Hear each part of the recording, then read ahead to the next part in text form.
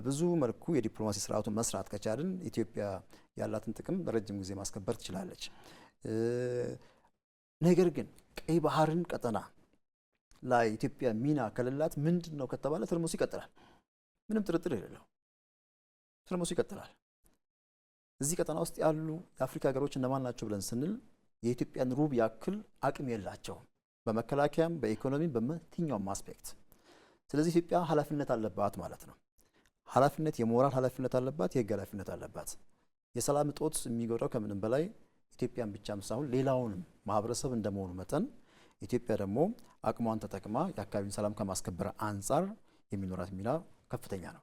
ግን ሚናውን ስትጫወት ብቻዋን አይደለም፣ ሌሎችን በማስተባበር የጋራ ጥቅም እንደሆነ የጋራ ፍላጎት እንደሆነ ሁሉም አምኖበት ተቀብሎት መሆን መቻል አለበት። የሰላም ሂደቱ ላይ የአካባቢ ሰላም ከማስጠበቅ አንጻር ደህንነትን ከማስጠበቅ አንጻር የብዙ አገሮች ፍላጎት ነውና ያንን ኢትዮጵያ የራሷንም ፍላጎት ከግንዛቤ አስገብታም የነሱን ተጠቃሚ ማድረግ የሚያስችል አቅም አላትና ያንን መጠቀም ትችላለች ነው።